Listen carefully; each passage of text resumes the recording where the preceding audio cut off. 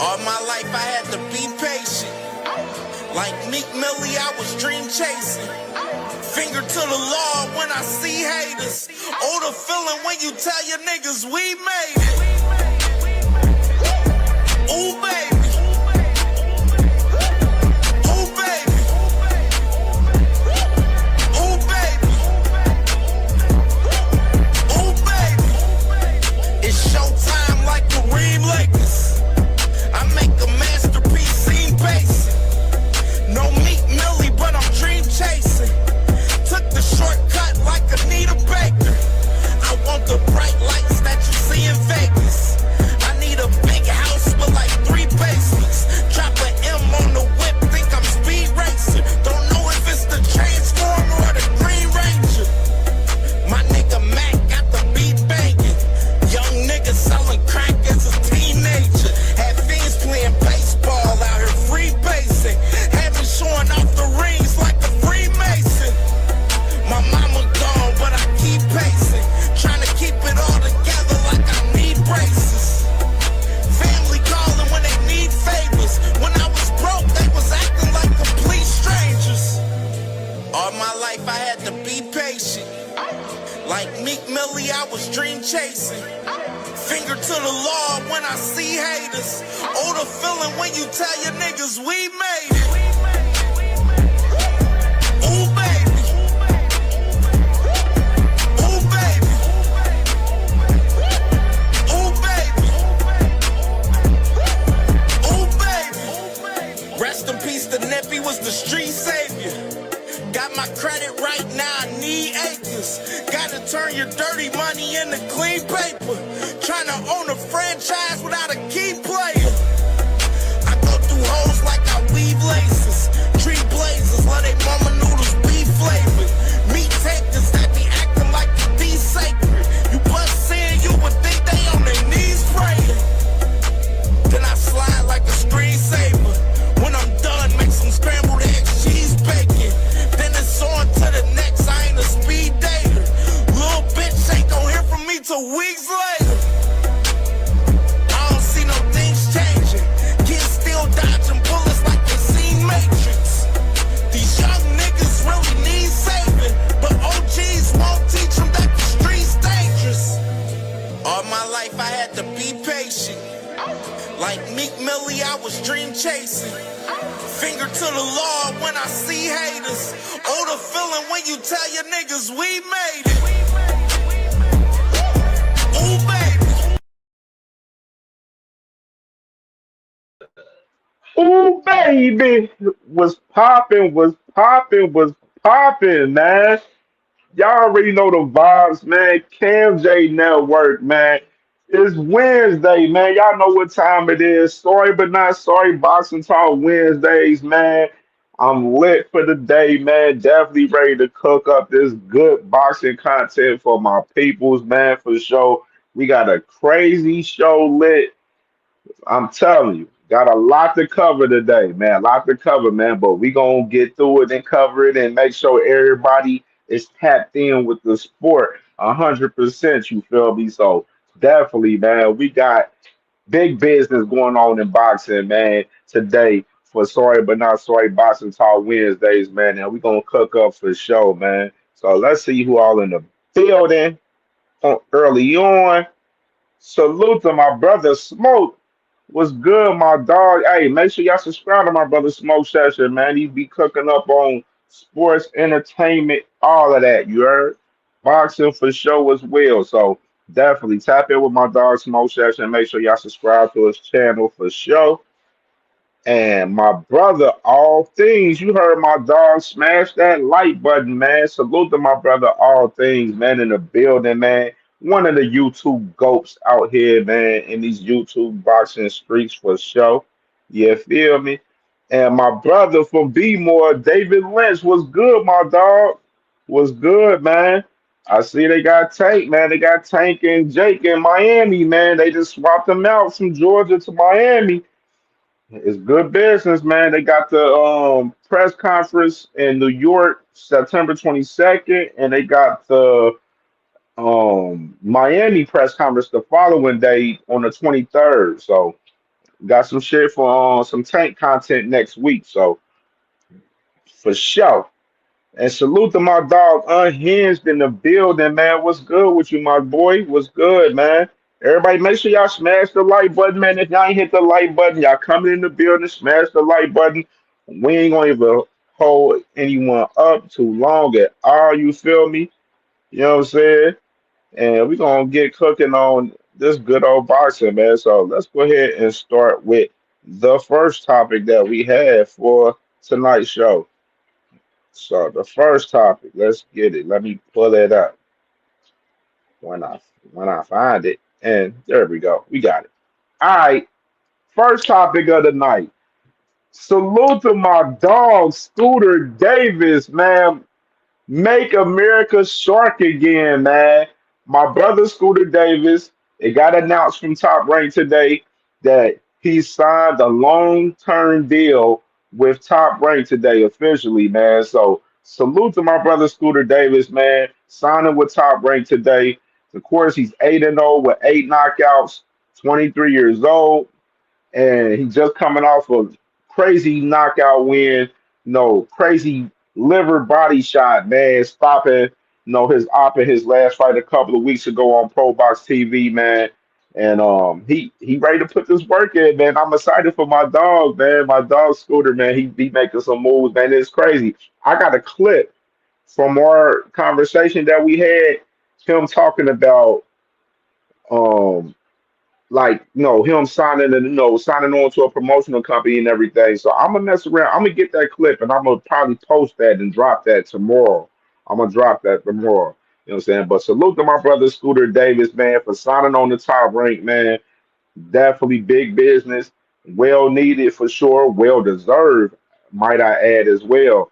And we can keep it pushing with the next topic, man. So we got the next topic right here, which is Tszyu, man. Tszyu, he came out with a tweet today, saying since my last fight, I've had to reflect, and I can feel that fire still burning inside me. To reach the next level, I've decided to restructure my team and bring in some new faces to support me on this new chapter. The best is yet to come. And that's words from Tim Tszyu right there, man. Of course, Tim Tszyu coming off a bad knockout loss from Sebastian Fundora at recent timing. And, before that, he beat Joy Spencer. And, of course, he lost to Sebastian Fundora last year. So, and on top of that, lost to Bakram last year, too. You know what I'm saying? So he's he's 1-3 in his last four fights currently right now. And that 154 division, we talk about it a lot. That 154 division is like packed with a lot of bangers, a lot of guys that's some dogs up there at 154, man. And I just don't know where Tim Tszyu go, man. Like I think maybe try 160. It ain't much action at 160. Maybe try 160, but I see Tim Tszyu now. He's going to be in gatekeeper mode. Like I see him as a pure gatekeeper now. Like, you know what I'm saying? He definitely on gatekeeper timing in my opinion. You know what I mean? Because I feel like he, depending on who it is, he mess around and get sparked up in his next fight. You know what I mean? So salute to Tim Tszyu though. He said he restructuring his team and getting things together and gonna have some new faces on the squad. And he ready to make another run at it, man. So salute to Tim Tszyu, man, for sure. And we can go to this next topic. All right, man. Big news in women's boxing right here with Katie Taylor. Salute to Bruns Boxing on the news right here. Katie Taylor has been relieved from her WBC Junior Welterweight Championship. And of course, she was ordered to face Chantel Cameron in recent timing, but they named her champion in recess for time being right now. And kind of crazy. I seen the interview from Eddie Hearn on Ariel Helwani's show where he spoke briefly about Katie Taylor, where they met recently, and he was saying that they had a good meeting, and it was just really just strike striking up memories and everything that they have, and thinking of all the accomplishments that Eddie Hearn and Katie Taylor has done together and everything for as her career. And I don't know, man. I know Katie Taylor. She has aspirations of wanting to have one more fight, possibly in her hometown, of course, in Ireland, and that's what Eddie Hearn wants to deliver for. And so we'll see what happens with it, man. But they definitely got her champion of recess for the WBC title that she has. And just to add context to the situation right here, so now the WBC, they're going to order Sandy Ryan versus Chantel Cameron for the WBC title now that they have Katie Taylor and champion in recess now, which is a great scrap right here. Sandy Ryan, Chantel Cameron. Hey, sign me up. I want to see that. I want to see that for sure. That's gonna be a banger, man. Salute to everything boxing on the report of this too as well. So definitely Sandy Ryan, Chantel Cameron, they're gonna be fighting for that WBC strap. And Katie Taylor, she's champion of recess for the time being. And no, we'll keep everybody posted on the date and time and place for Sandy Ryan and Chantel Cameron on their situation now that they're going to order that fight for Katie Taylor's WBC title, man. And we can go to the next news. All right, big news right here. And I spoke about this Sunday on the show right here, man. The WBC has officially ordered Mbilli and Lester Martinez in a rematch. So big news right here. Salute to Everything Boxing for reporting this. That they was the first ones I seen that reported this.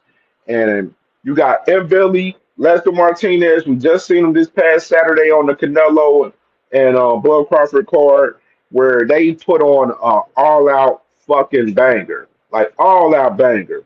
Like I love that fight. Like, and I ain't had the time. I want to go back and watch that fight back. I need to watch that one back because that was just like that fight was everything I expected it to be.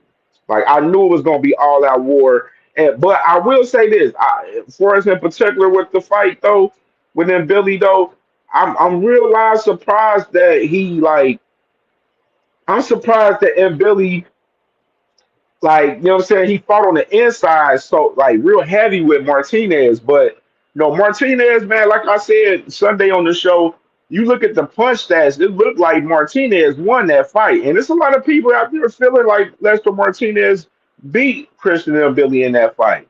But you already know the vibes, man. I feel like this fight gotta be, no, it gotta happen.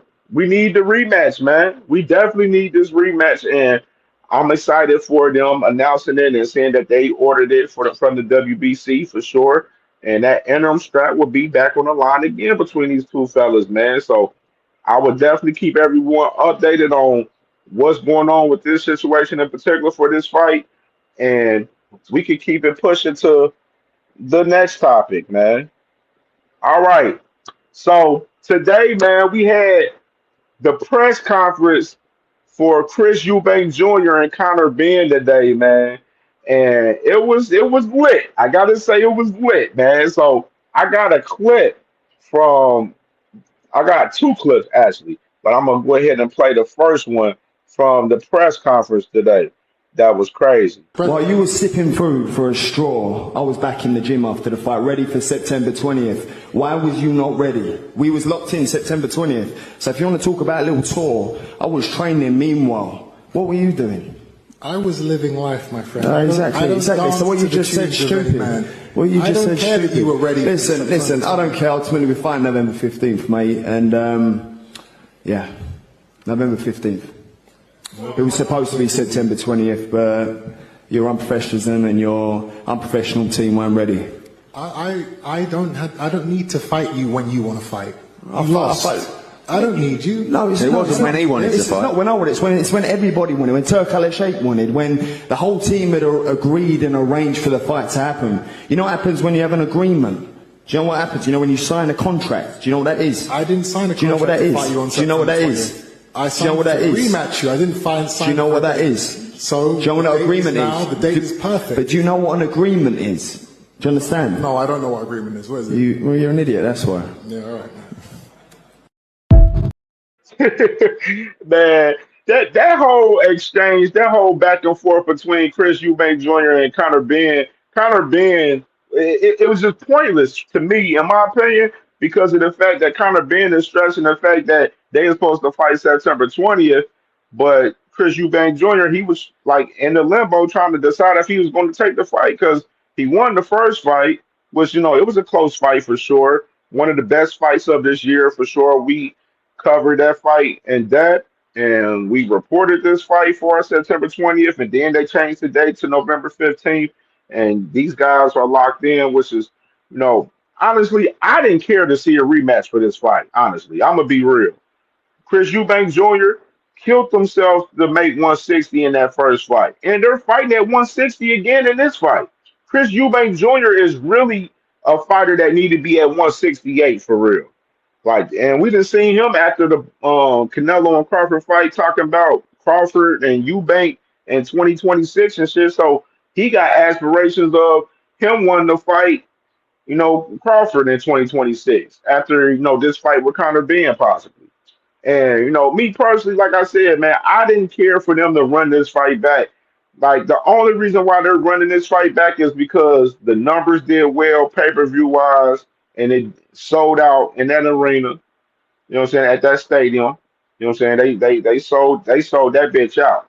And, the whole nostalgia moment of, Chris Eubank Jr.'s father and, Conor Benn's father and everything from, the rivalry between, the family. We understand the storyline that we have for this particular fight. But we seen this first fight.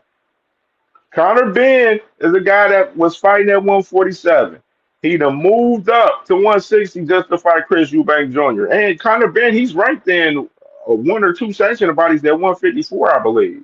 So, like, Conor Benn, yeah, him complaining about the fight, talking about, oh, man, we supposed to fight September 20th, bro. Fuck all of that. Y'all here now. You worried about the wrong shit. You talking about the wrong shit. Chris Eubank Jr., he was trying to decide if he was going to fight you for real because he really don't want to fight at 160, which makes this fight, like, in particular for me, it made me think, like, Conor got a chance to beat Chris Eubank Jr. because we know he going to be drained as fuck going into this fight November 15th. We know it. We know it for a fact. And, it poses to be interesting for sure, man. But I got another clip right here that I'm going to show from the pressure that happened between these two guys right here. And this was a funny one right here. Firstly, Jamie, obviously, just a couple of... You might... Just going to say 30 seconds about Ricky Hatton. No, there's no 30 Chris, 1 second. You know the drill. Chris. You know the drill. I'm not going to You are some arsehole, you are. Anything you say. Okay, then don't I'm listen an to arsehole, I'm a bad guy. No. I'm in this. All I was going to do was say a few words about Ricky Hatton. Okay, words. Okay, I won't say anything about... Move on with the press conference. You're an arsehole. You talk shit. You get what's coming to you. It doesn't matter. You can do that. We know the drill. Let's move on. Okay. You know what? I want to talk. Hey, man. Hey, the boy Chris Eubank Jr. wilding, man. He wouldn't let the man Eddie Hearn get his shit off, man. Eddie Hearn was trying to, show some love to Ricky Hatton, you know what I mean? And he wouldn't let him get his shit off, which I think that was kind of whack from Chris Eubank Jr. I ain't gonna lie, in my opinion. I felt that was whack. I felt like he should have let him get his shit off, you know what I mean? Talking about, Ricky Hatton. And rest in peace to Ricky Hatton, by the way, just to let y'all know.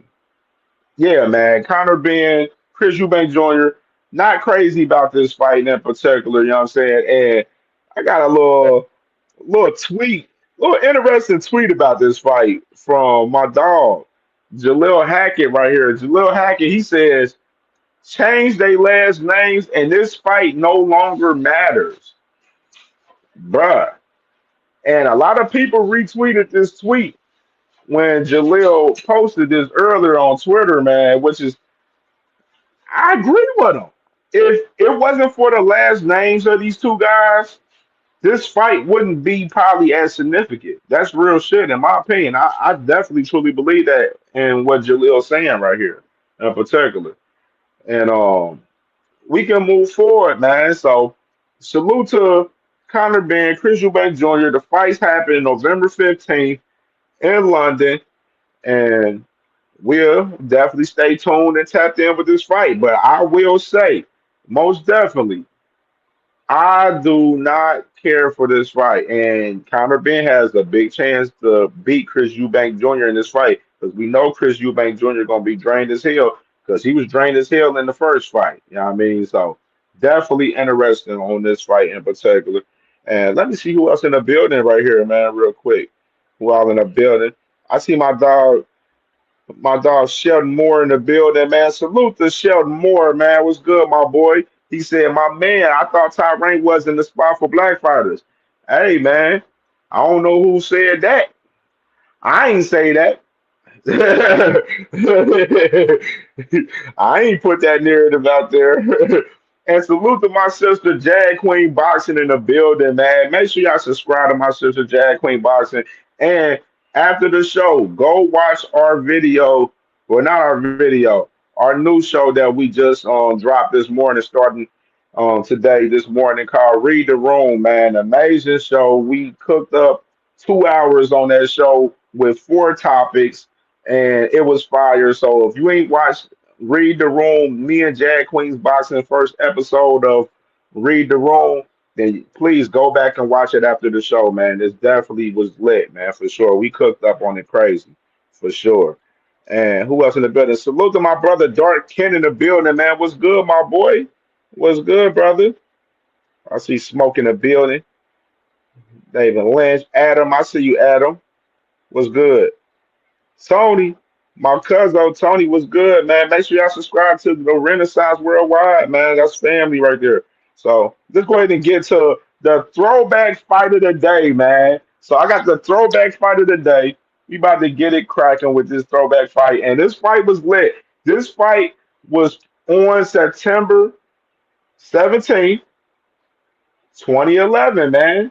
A while back. So I'm going to play this fight right here with the throwback fight of the day right here. You gonna get this. That's what I want. The raw dog. This the I'm gonna brutalize you for 12 rounds. I'll knock you out for sure. No, I'm walking around with that championship. I am the new WBC champion of the world, and there's nobody that will pry that motherfucker out of my hands.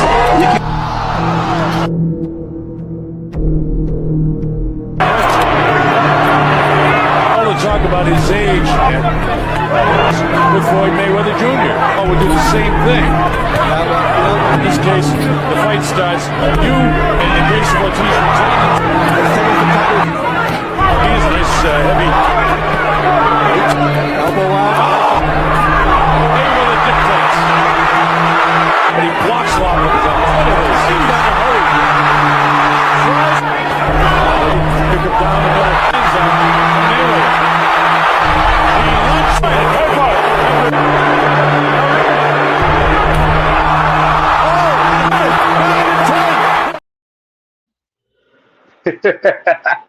Oh man, hey, that knockout was crazy, man. I still get weak as hell every time I see a clip from that fight, man, with Floyd Mayweather and Victor Ortiz, man. Every time I see a clip of that shit, I'll be getting weak because that boy was sleeping, man. That boy Victor Ortiz was sleeping on the job, man. It was nasty work, man. So of course, like I mentioned, man, the throwback fight of the day, Floyd Mayweather versus Victor Ortiz. The fight happened September 17th of 2011. And of course, Floyd Mayweather, he stopped him in the 4th round. And they deducted a point from Victor Ortiz in the 4th, that same round before the knockout, because he headbutted Floyd Mayweather in the fight. And then once, referee broke, Floyd Mayweather got his ass out of there, packed him up, sent him to the fishes. Got him out of there, man. But salute to Floyd Mayweather, man, for sure. One of the GOATs in the game. We already know. We ain't got to speak on him and know what it is, man. Hold on. That build-up for that fight was crazy, too. Like, just the thing. Y'all remember that build-up? And Victor Ortiz was talking crazy shit in the build-up for that fight. like talking crazy shit. Like Floyd was all in his face, mugging him and everything. Hey, Floyd, hey, I miss Floyd Mayweather fight weeks, man, because his shit used to be fire, man. Like we ain't got so much excitement like a fight week so much like Floyd fights, man. We get excited about some particular fights out there with certain guys that stars out there, but not a lot of these fight weeks don't be exciting like the old days, man, for real. Like, so definitely salute to Floyd Mayweather and Victor Ortiz, man. And let's get to the resume game, man. I don't see y'all in the comments going crazy, man. All right, so y'all already know the resume game, man. Y'all already know we'll be doing the resume game. I'm gonna post up a fighter's resume, and I'm gonna give y'all some clues to the resume, and y'all gotta guess out what fighter resume it is. So I'm gonna post this first resume up, and here we go. So here go the first resume right here. This guy, I can say he campaigned at 147 pounds. Of course, he done fought Bud Crawford, Earl Spence, Udanis Ugas, Danny Garcia, Andre Berto, Keith Thurman, Adrian Broner, Paula Malignaggi. No, he done Kell Brook. He done fought a plethora of guys that was top at the 147 pounds. He's from Cleveland, from Ohio. Y'all already know the vibes. Ohio runs boxing type shit. You feel me? You know what I'm saying? He's from Cleveland, and he's retired. He's not fighting anymore. He's not fighting right now. He's not active. So, which fighter am I talking about, and who resume is this right here? Guess it in the comments. This is kind of an easy one for real, to be honest. My boy Dark Kent said Porter. Tony said Keith Dude. Salute to my brother NHA. He said Porter. Okay. And yes, indeed, it is. It's Porter, and Dark Kent got it right first.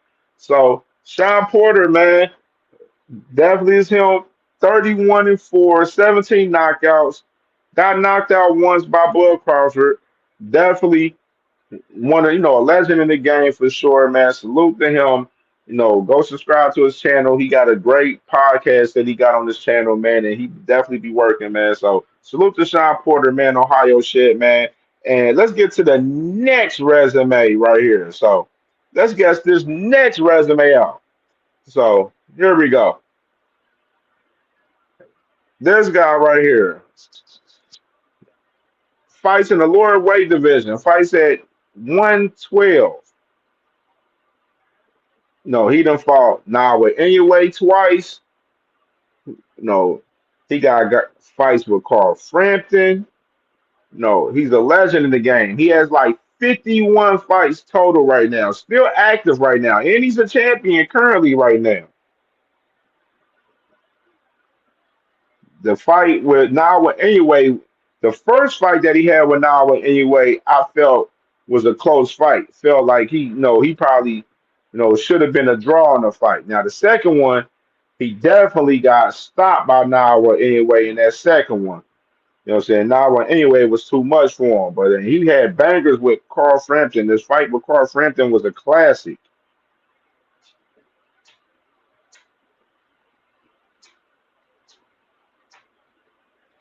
Oh boy, NHA said Chocolito. No, but close though. He in that lane though for sure. NHA said you trolling.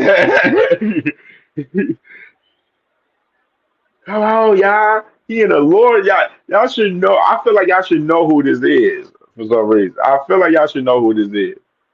Like I said, he fights at the 112-pound division. He got 2 fights with Nawa anyway. His wife is a big his wife is his worked with him closely hand in hand as his trainer and manager. And she's active on YouTube. This should be an easy one. I don't know why y'all not getting this one yet.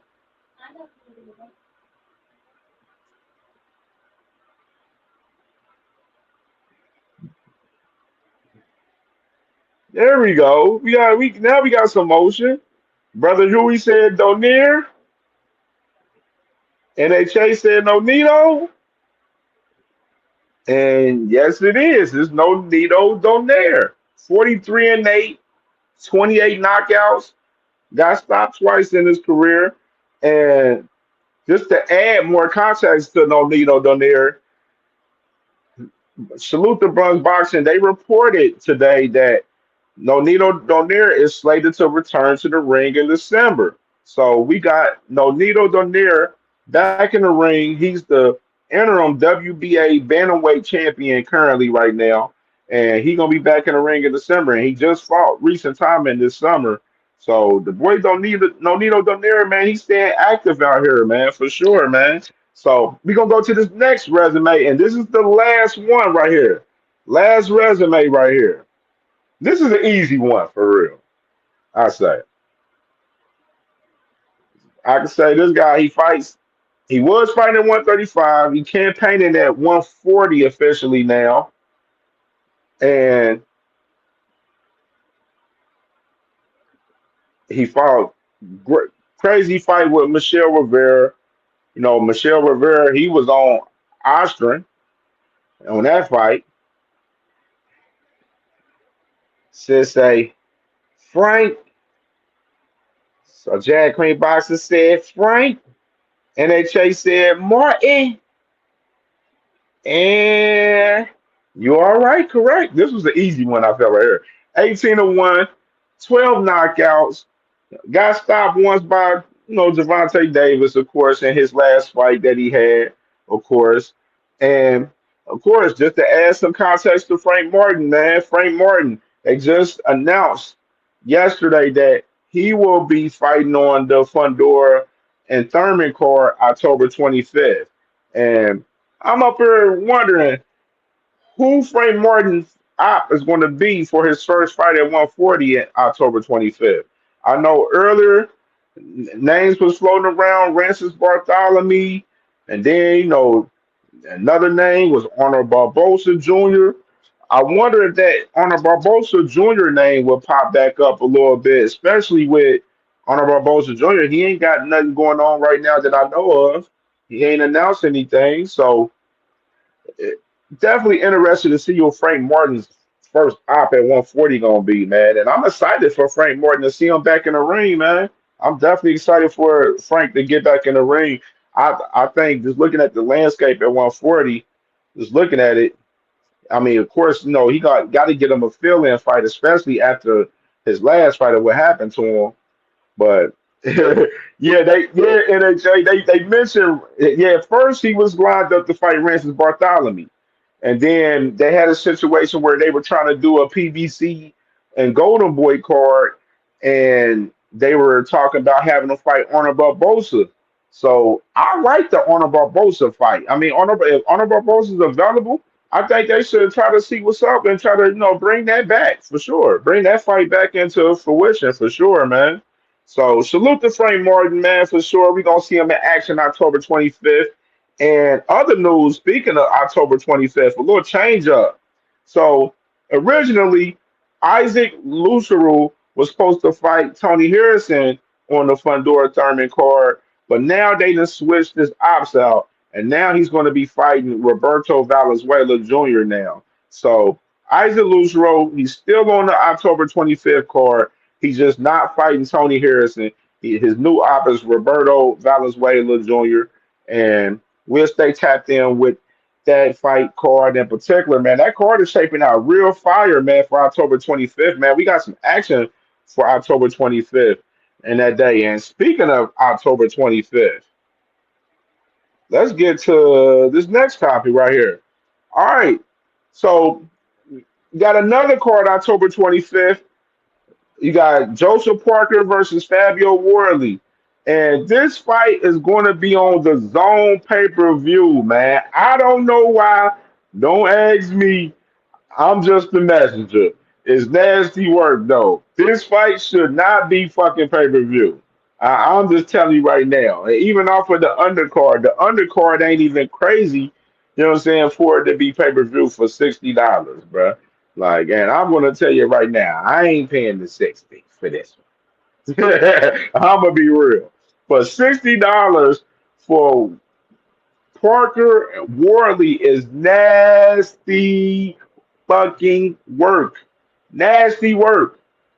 No, I'm not jacking this. I love the fight. Don't get it wrong. Don't get it twisted. I love the fight, but pay-per-view for this? Nah, dog. Nah, this ain't where it's at, man. They need to pack that shit up, man. They need to pack that up, man. Hold on, let me play. I got a little situation I want to play real quick. Let me burn it out. Hey, where is that? If we go to prison for the rest of our life, whoop-de-doo. Whoop-de-doo. We go to prison. Fuck that. Whoop-de-doo.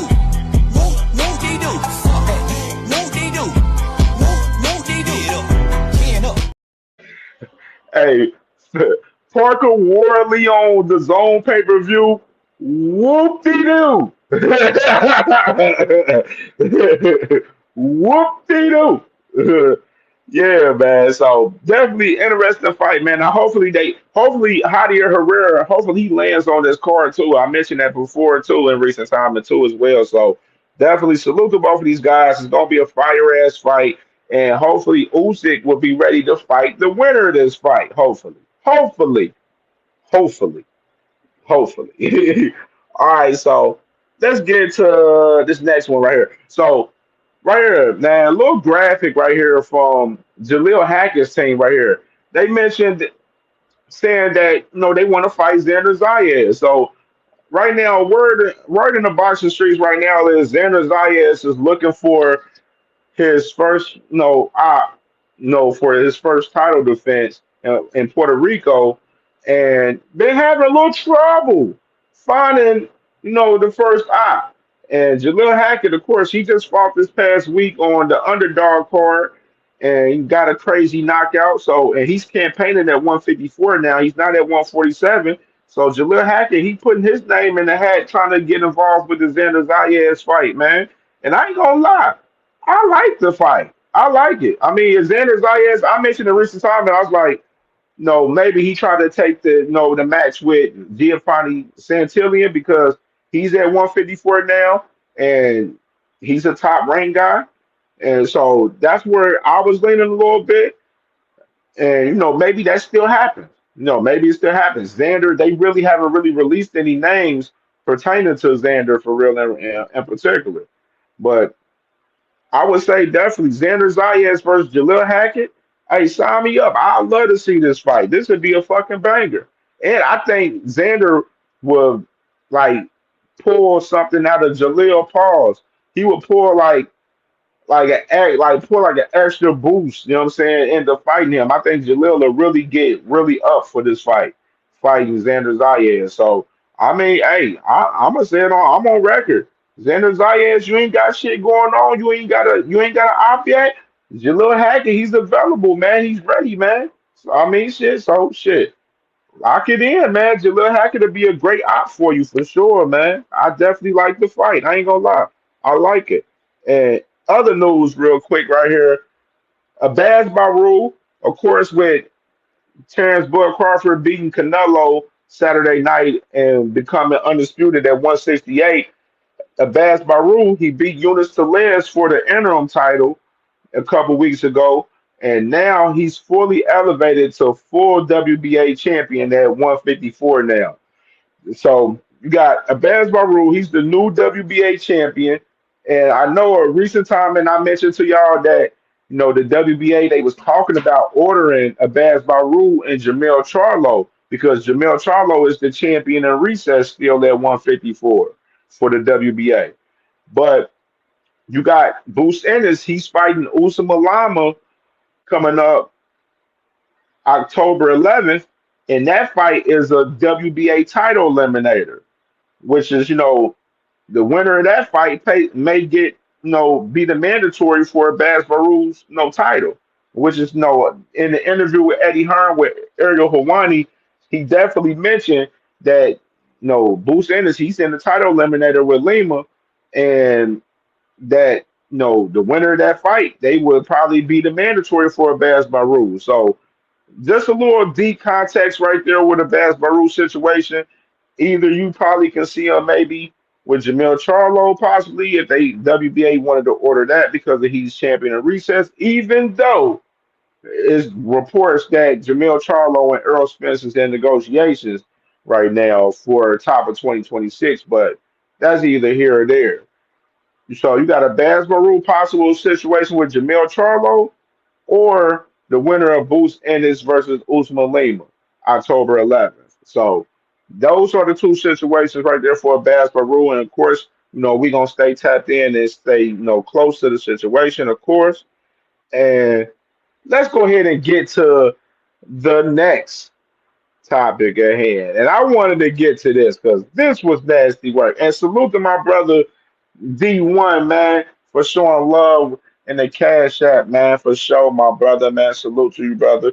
And let's get to this next topic because me and Jad Queen Boxing, we talked about it briefly on our Read the Room show this morning that dropped. But I gotta bring this one back right here. So let me bring it back. So let me find it real quick. All right, man. These guys, man. We're gonna see a Devin Haney facing off. But before we do that, let me get to some other Devin Haney news before that. My bad. Let's get to this other news. So Devin Haney reports today with Devin Haney, and I bet the Haney content creators ain't gonna talk about it. Let's go ahead and talk about that. Just starting off. Let's start there. They ain't gonna talk about this. They talk about everything fucking else, playing they little bullshit narratives on fighters that don't fuck with Devin Haney and shit like that. You know what I mean? And we got this right here. So you got the news right here with Devin Haney. Devin Haney is reported suing his ex for over 350K gift dispute, pretty much. He's suing her for $350,000 worth of gifts that he given to the woman. And said Haney is back in court with a fresh new legal battle with his ex-fiance. The Devin Haney lawsuit that has been reportedly filed in LA court centers around the dispute over high-value gift items. It's been alleged by Haney that these items were gifted to her in anticipation of marriage, and now that they are separated, they must be returned. Haney said she gotta give me all of that. She thinks she's slick. That's words from Devin Haney right there. So this is just totally nasty work, bro.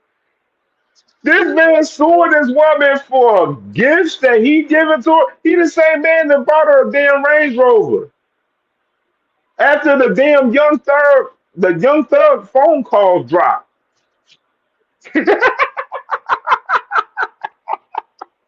You can't make this up, bro. I promise you, you can't make this shit up, dog.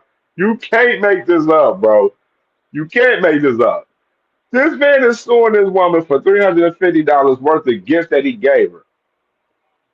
Bro, that shit ain't gonna hold up in court. Like, how fucking dumb? Who is his lawyers? Who's telling him? Who's advising Devin Haney to do shit like this?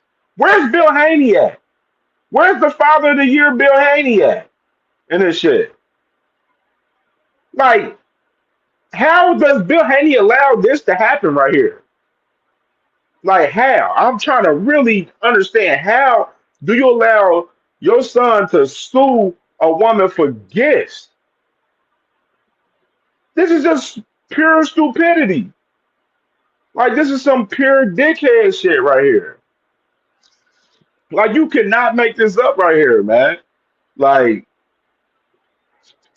I'm trying to figure this out. I'm scratching my head about this shit. He said, she got to give me all of that. She thinks she's slick.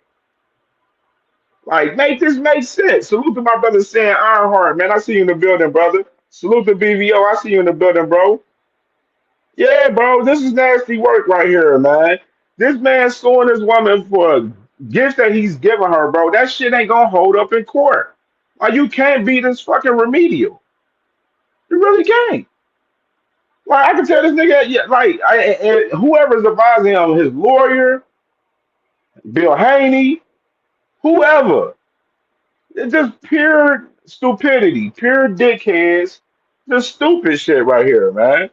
And let's hey, let's do this. It ain't tearing down no black man. It's not, BBO. You always do that shit, man. You always do that shit. It's not tearing down the black man at all.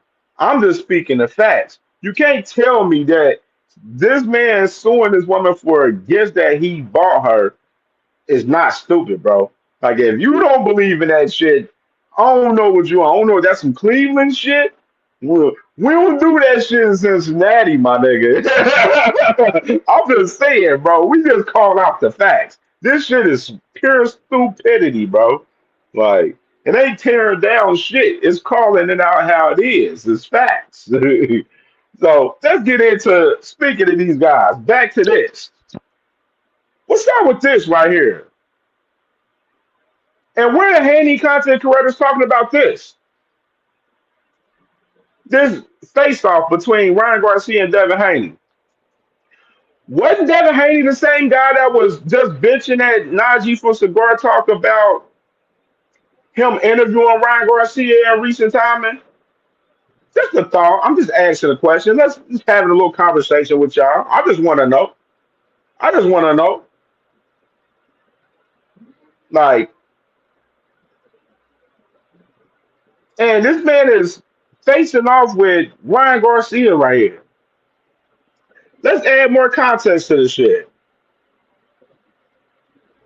Let's add more. Look at this shit right here. Look how cute these guys are. They the best of fucking friends. You taught me how to play background, remember? Are you here?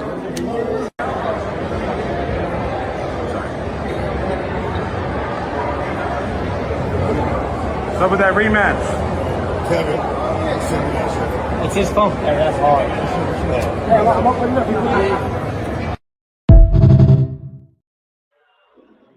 You see that shit? Y'all see that shit? These boys dapping up and everything. Devin Haney was just bitching at Najee for Cigar Talk, talking about his ass was not staying a part of the code last week. I'm just saying, what's part of the code for Devin Haney to be cool with Ryan Garcia now? I'm just asking a question. I'm just asking a question, my dog.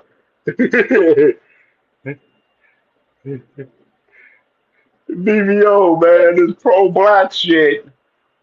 Where's the pro-black shit? He should. If we was on pro-black time, and then we shouldn't. The conversation with Devin Haney with Najee from Cigar Talk should have never existed due to this shit right here.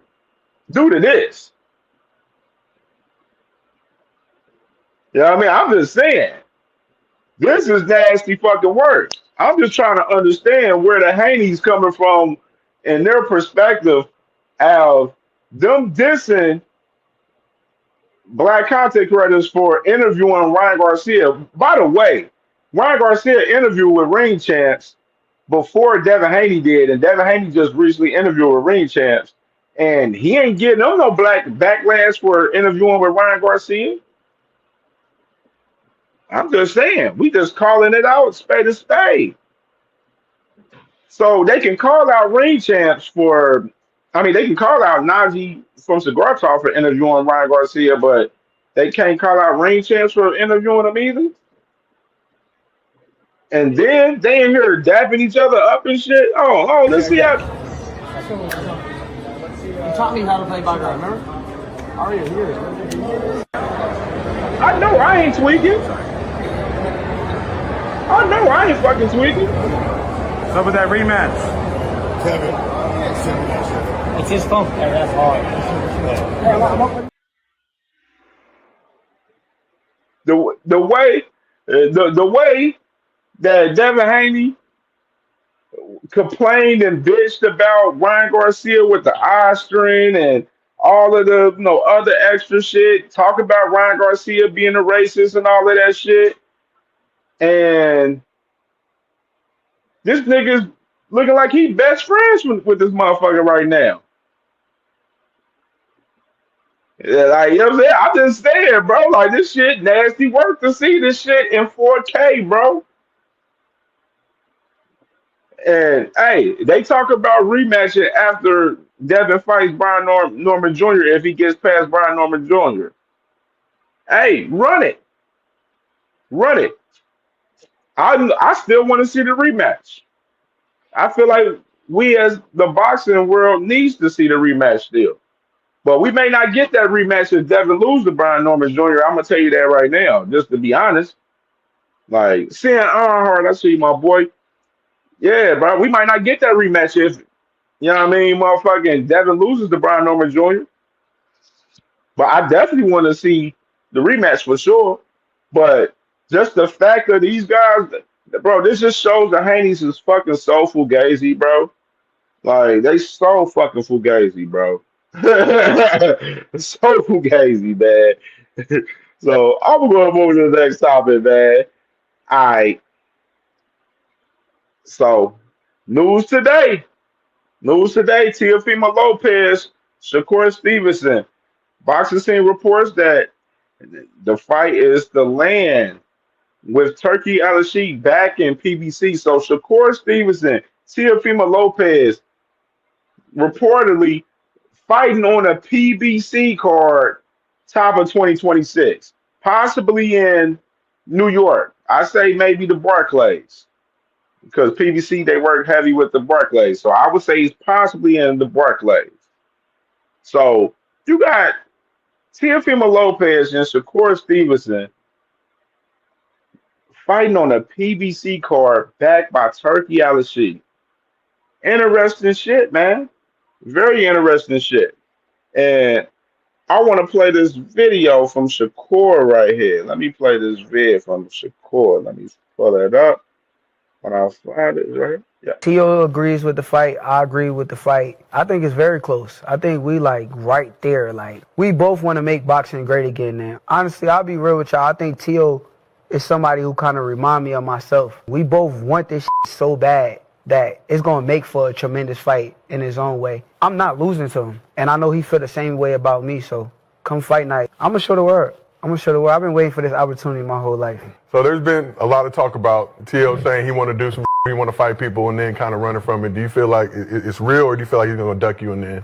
Nah, Tio will fight. I think it'd be something deeper than what we see with our eyes rather than him just being scared. I don't think he's scared. He went and fought Lomachenko when nobody else wanted to fight Lomachenko. He was the main name calling, I want to fight Lomachenko. I'm going to beat him. And then that day came and he did beat him. So you got to be real and not question Tio Hart. I don't think he's a All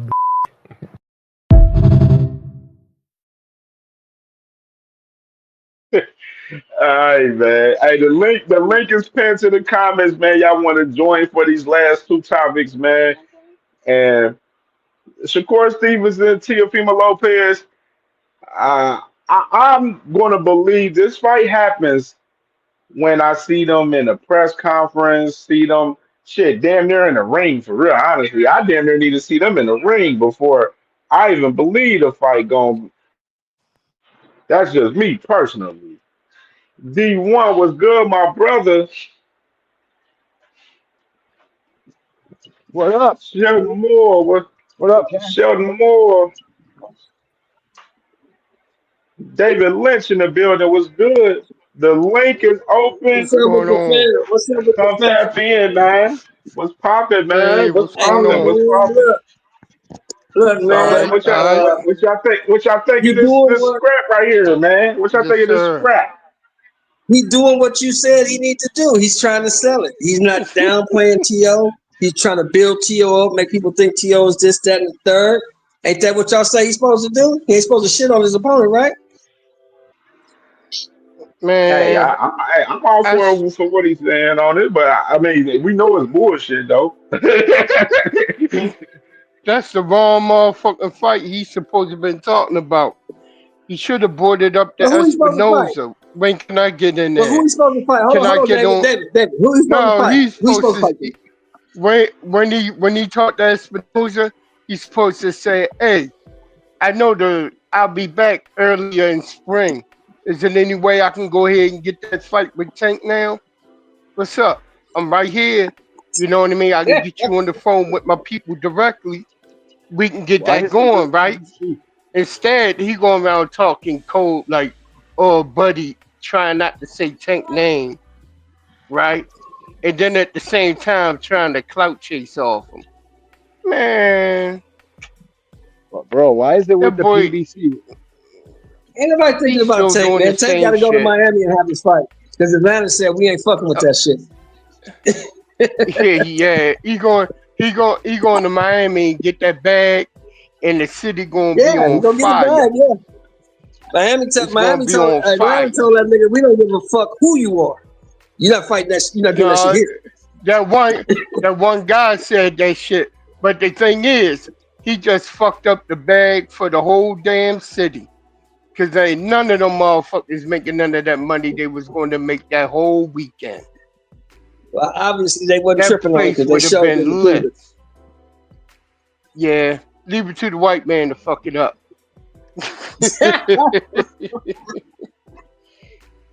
No, y'all niggas ain't coming out here.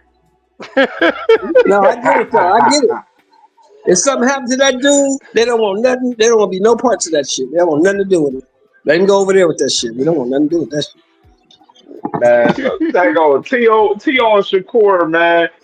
This fight, I ain't gonna believe this fight happens until they get to the finish line. So I see them in fight week, man. Hold on now, Cam. Wait. What they call that? When have you seen Shakur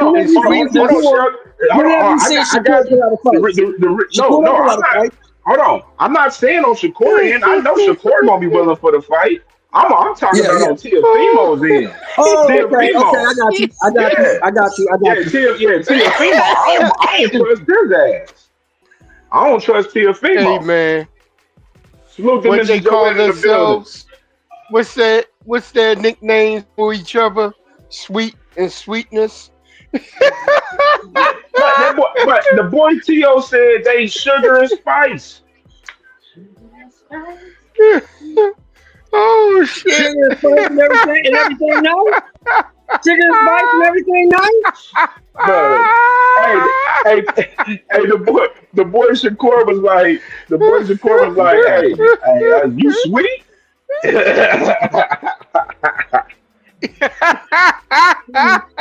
said that boy Shakur was sweet. I'm weak as hell, man. You can't make this shit up. I like the fight though. I think the fight's gonna be a good fight. I think Shakur gonna put gonna style on this nigga, man. Beat him up. He'll go ahead. I think he's gonna get him too. Yeah, he out going there and outbox him. Cam, you know why? That's what happened. What up? Can you hear me? BVO, I hear you in the building too. What's good with you? What's up, man? How y'all doing? Can you hear me right now? What's up, brother? Yeah, I can hear you, D1. You a little bit, your volume a little bit low, but I hear you though. That's my boy Sombrero. That's old Sombrero over there, huh? Hey, Grandpa, what's up with you calling me Sombrero, man? Y'all niggas laughing, man. I lost $1,000, man. Fuck y'all. Oh man, nasty work. That's nasty work right there, man. Nasty work. I thought Canelo was gonna do it for the whole hood, man, but he didn't, man. He let me down. He let me down. It didn't work out that way, man. Speaking of Canelo, man, by the way, man. Hey, you can't come over here, bro. Last week you said Canelo was the greatest thing since sliced bread. Now this week you want to defend the black man. You got to pick one, brother. Here you go. Hold on. I want to defend talk no about black it, Joey. Talk about it. Hold on, my brother. Why you attacking me, man? Because I'm black? I'm not attacking you. You attacked yourself, nigga, picking that Mexican over Bud. You attacked yourself. Man, he wasn't supposed to beat that nigga, man. That nigga ain't no Sugar Ray Leonard. He ain't supposed to beat that nigga up like that. Man. he beat the taco pizza out that nigga, man. He beat the. I've never even seen Canelo get tried beat to like tell you that. sombrero. He beat the Sombrero. taco How long you pizza been out telling of you him. that's a bad motherfucker? How Bro, long do you you been know telling why the you? Tio and Shakur fight is on PBC? Do you know why? Does anybody Why? up here know why it would be on PBC? No, I'm asking. Why? No, why would Nobody Yeah, knows. Because I don't know why. it's very intriguing, bro. Of course, That with shit's weird. Turkey being the guy that's funding the event for PBC on this Ooh. particular event, It's like, why wouldn't Ooh, this wait a minute, it's wait a minute, definitely Cam. Did you say it's Turkey? Turkey fuel. Did you say It's Turkey Turkey is funding LLC the fuel. event? Yeah. Is that what you said? Yeah, because Yeah. That's kind of deep. He still got business with Tio. Remember when Tio came out that's with right. the PBC hat? Tio's under contract to Turkey, I believe. Yeah, but bro, do you remember when fucking Tio tweeted with the PBC hat and all that shit? I Yeah. wonder what the fuck. Why would Turkey fund a PBC card with Shakur? Like, this shit is weird, bro. Super weird. I think he just using different promoters though, because I already want to go working with Eddie no more. Did y'all hear about that? I think he working with different promoters because I've got him coming on the show this week. Sam Watson said that Turkey like working with different promoters. I guess he don't like whatever Eddie Hearn was doing. He want to try some different people. Oh, okay. Yeah. That could be it. Or could Turkey have contracts on both fighters? Could that be it? It could be, but they said, but from what they look like, it looked like he paying them to use those fighters. Like the money he giving David, he got to pay PBC and the fighters. So I don't even know how Turkey making a profit on any of them fights. To be honest with you, Well, Top Rank don't have no fucking streaming deal, no TV deal, no deal. So Tio is a top ranked fighter. There ain't no changing that. He's in that shit for life. This shit just all seems a little fishy, bro. I don't understand it, and I don't really believe they're gonna fight. Why would Top Rank give Shakur Stevenson that WBO and lineal title? Because they know he's gonna get outboxed. Listen, there's no fucking chance that Tio beats Shakur. Shakur outboxes him. Easy work. Why would they want him to lose to fucking Shakur Stevenson, who isn't signed to them anymore, when they got a Shakur Stevenson? His name's Keyshawn Davis. I think everybody works for Turkey now. To be honest with you, I think everybody works for And Turkey he's at now. 40, D1. Not everybody working for Turkey, He's only bro. at 40. Man, anybody working for Turkey. No, what I'm saying is, when I say work with him, what I'm I hear saying you, is so that money make people obey, man. it do, bro. It makes these motherfuckers out here That's how do Floyd some can have a dumbass shit. fiance and a girlfriend. Tank out here fighting Jake Paul for money, bro. This shit's whack as hell. This sport losing all of its luster to me, man. But you got to remember though, man, if Shakur Sanchez fight Tio, he gonna beat the shit out of him. But it might be a good fight because Tio always rise to the occasion. I got a question for y'all. I got a question for y'all. What y'all think about the aspect of Top Rank giving like Top Rank? Because I mean, Tio still like with Top Rank, but they like letting him deal with like letting Keith Conley, book his fights and deal with him and letting Turkey LSC deal with him and shit. So they just taking their promotional fee pretty much. They get 25% of whatever he gets, so they don't give a fuck. Now, They get 25%. This is my question. Do y'all really think this fight really pulls through due to the fact that we know Top Rank would rather Tio fight Keyshawn? Because you remember they petitioned for Keyshawn to be the #1 contender for the WBO at 140. So knowing that Top Rank, they rather would want Keyshawn to fight Tio. Do y'all really think this fight gets to the finish line for us on Top Rank's end with Teofimo Lopez? Nah, I think so. Turkey did. I don't even want to. I don't even want to speculate because it could be that seeing how, like you said, Top Rank still got papers on Tio for like one fight. I think. You know what I mean? I don't know. He got two. He got two fights left. Yeah. When you get that title, they make you sign a 4-fight deal. Yeah, But wasn't maybe PBC supposed to be working with Wasn't yeah, PBC maybe supposed to toss working with them? yeah, With Top Rank exactly. now? Working with Top Rank. Who's Yeah, that that's though? what I'm thinking. Maybe it's Who's that? because of NA? that. Salute, I NA. don't know. Probably just that. It's yeah. You know what I mean? Hey, So have y'all that may seen that mean guy? that Have y'all seen that guy Brown at 54? Brown? Damn. I think it's something. Damn, is it Josh I Brown? seen Joshua Brown? Something I seen the Brown, man. dude who just beat tell his ass that Baru dude is a beast at 54. People ain't looking at Joseph, that is it dude like Joseph they should. Brown? Damn, I can't think of his name. But this motherfucker's a monster. He's 6'4", he's 6'3", 19 at 154. He with Floyd. Nice. He was like number 2. He was Joseph Brown, I believe. He was number 2 in the Nationals, which is crazy because Top Rank just signed that big Dominican nigga who was at 160 in the amateurs, who was number 1. They keep signing all the best prospects. They keep going to Floyd and Top Rank. So something's happening. I don't know what Floyd is doing. He got all the Cam just said Scooter signed the deal with Top Rank.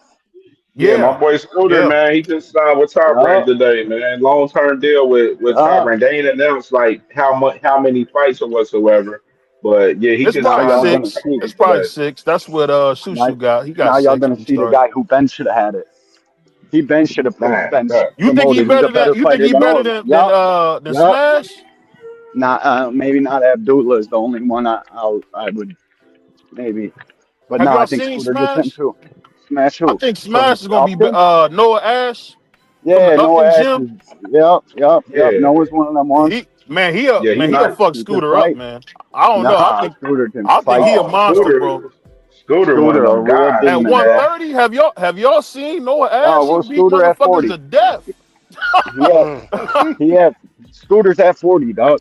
Oh yeah, 40. Okay, I know he's at Yeah. 40, but Now he at No Ash so 135, but bad. I think Blitz, get Scooter at over. 135, but I think Scooter end up being at 140 eventually, though, for sure. oh man, that means Noah Ash can fuck him up. Then I'm telling you, when y'all see Smash, and he won all them all that shit y'all seen Tank do. He been doing that with Kenny and Calvin. That's they next guy is Noah Smash Ash. That nigga's a monster, bro. He beat motherfuckers dead.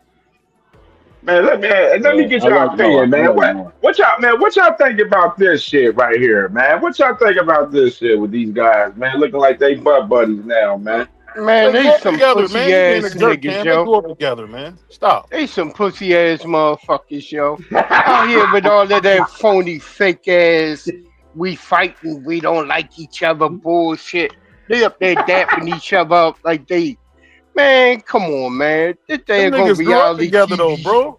They That grew up reality together. TV show shit they doing, man. That's all it is. Fucking You right. reality I agree TV. with that. You Like, right sit about back that. and look at it, yo. Ryan, the one on drugs, that's womanizing with all these different broads. And look at Devin, he the one with the baby mama that he's suing that used to be a hooker and shit. You know what I mean? Come on, man. With the big mouth dad in the background. Man, they some reality TV show Days motherfuckers, of man. our For lives, real, shit. yo. Hey, you cold. Facts, Y'all David. cold, man. Y'all know them. You know them dudes grow up together, man. That be all fake, man. I hate you stuff. Them niggas all grew up together. Yeah, just they like boxing and hip hop or some shit. The only thing real in boxing is the punches. He got That's the that shit only from shit Floyd, real. man. Man, but That's it. BBO, man, this is my question though, bro. BBO, this is taking my all the shit question back. though. Why do all the WWE shit? Why do all the antics and all the propaganda and narratives and shit on the Haneys in with all of this shit though? Cause guess what? Nobody Guess gives a what? You fuck. got to. This Like the thing. why? Why do all that? I'm gonna tell you I'm some gonna tell real you shit. why. I'm gonna tell you some That's real shit pure that be said. WWE shit. Because you're Because doing you what got to you're remember, doing. God is the Because you're one. doing what you're God doing right chose now, Tank, Cam. bro. You're talking about it. Guys, That's all they Niggas want. don't. This is the thing you You're got to talking about remember. it. Niggas don't understand that God chose Tank. Tank is the guy. They got to do something to compete with this nigga, man. And I'll be honest, we all done seen that. No matter what they do, what they say, Tank is the guy. That's the one God chose. It is what it is. So you gotta do something to keep up with niggas. You can't let Tank get all them paydays. Cause Man. just think about it. Just think about it. When I first heard of Tank, this was the little dude wearing AB's chains, man, in Mansfield. Now he the biggest nigga in the world. One of the biggest niggas in the world. You never know who got a pick, man. I'm telling you. They can't stand it, bro. Hey, It's they crazy, do it. man. The But I'm reason they just doing that saying, shit why is all the because of what's happening right WWE now, shit Cam. though? Because of what's Well, happening pay per right view now, shit. Cam. You talking about it. You got That's to all get they some want. money, You Cam. talking about That's it. all You you trying to can get do. me. Yeah, that's That's a it, man. fact, Shelton. That shit That's all they corny could do. though, bro. That shit It's not corny, corny, man. bro. Yeah. It's not That corny, ain't man. Super corny. real. You That got to ain't gonna Nah. get you no fans when you. That ain't Cam, he at authentic. work. That's not Cam, he's genuine. at It's not work. What are real. you talking about? He's at But work. That's listen, what But they bro. Cam, do. but Cam, The listen, fighting But listen, but industry, Cam. but fighting don't do it. Listen, Cam. Listen, Cam. If the shit was go so ahead. fugazi and bullshit, why are we talking about it? Because it's not. I'm saying It's like, It's it's good fugazi. No, content. the reason why it's fugazi as fuck is because you got the Haney's doing it, going to extreme measures with having they paid Haney channels do content and run content on particular fighters and shit on a regular basis and shit. And they doing a yeah. whole lot of shit amongst the media, what I'm saying, wilding out and painting their little bullshit narratives and shit. And then we get this though. We get these niggas up here facing off and shit and dapping each other up and shit. And like they was But fucking think best about this, friends Let and me bro. let shit. me say this real quick. Let me But say think this real about this, quick, bro. Cam. Hold on, man. Hold on for a YouTube. Go minute. ahead. Think about this, Go ahead. bro. If you only fighting twice a year, how else am I gonna keep my name relevant? That's a It's a fact, fact. bro. That's a whole fact. True. And These and even and motherfuckers even Hey, need to work fight. and even more this to that. I've been doing YouTube 2.5. Oh, it'll be 3 years in November. This shit is hard, and I'm just now feel like I'm starting to take off. This shit is right. hard, bro. It took me like 2 years to get monetized because I'm fucking up, putting up the wrong material. Some niggas want the easy way. You know that, Cam. Stop playing, bro. Nah, And somebody said they I'm got all 2,000 about for you. motherfuckers being genuine, man. I don't fuck with all the bullshit narratives and games and shit to be played. You know what I'm saying? You gonna be straight up with it, be straight up with it. And look, this young generation of fighters, like this era, these guys, man, they full of shit, man. A lot of them guys are full Facts. of They shit, whack. man. A For lot of them real. be like Facts. this era is just not built for a tough like the era that we grew up watching it, in the 80s and the Yeah. 90s and early Yo, 2000s. yo, That's yo, not yo, true. Cam. That's not true. Salute, bro. Isaiah, That's what you not doing true. was good, What bro. up, Isaiah? That's not true, man. We seen Riddick Bowe and Tyson not fight because they was homeboys. We can't keep playing that game, man. Niggas been doing this. They been doing this. No. That's Oh not yeah, true, son, bro. and Riddick Bowe and Tyson didn't fight because Salute, Tyson had was in Isaiah. jail, nigga. No, if you look at the interview, Tyson said he would never fight Riddick Bowe. Never. Like y'all, Mm. He was talking. What's the like old chick, Barbara Walters? He was talking to Barbara Walters. He said, "I'll never somebody fight got him." an That's his echo. brother. Is that you, BBO? You got an echo in your background. Is that me? I Hold think on. so. Yeah, somebody had an echo. I don't know who it was. All right, Isaiah, what you doing? What's good, brother? What's popping with you? yo, what's good? What's good? Could y'all hear me? Yeah, we can hear you. Yeah, Hold on, got bro. you. Let me. Okay. What about now? Y'all can hear me better? Yeah, we hear you Yeah. good. All right, cool. Yeah, no, I just think it's funny, how people making excuses for Devin dapping up Ryan after Ryan had them racist antics. He nearly battered that boy to death. I mean, it's crazy, and I just think it's funny, bro. It's ridiculous. I mean, you got like I get it, he's mad because Najee did that interview, but let's be honest. If anybody who does interviews got an interview with Ryan, would you not jump on that? Man, motherfucker, hey, Ryan and me and Ryan, we chopped it up. Hey, he wanted an interview. I'm running it. I'm definitely running the content for sure, and I'm gonna press him about the racist shit and all of that for sure. Like, cause nobody Exactly. ain't really pressed Ryan on the racist shit for real, to be honest. From what I've seen in interviews from Ryan, honestly. Exactly, Never and would. it's crazy, bro. It's crazy, but you know what?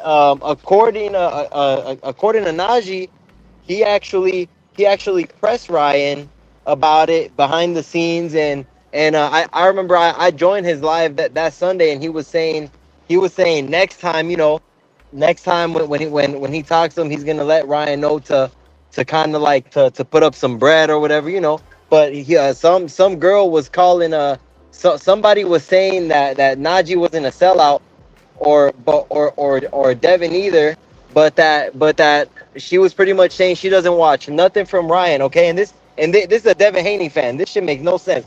She says she don't watch nothing Ryan, and she wants Ryan to donate money to somewhere or someone that needs it.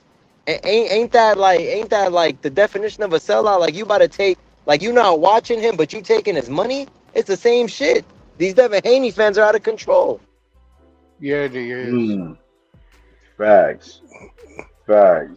See, now you see what Dad Queen, you see what Sis said. She said, Najee not a sellout? How?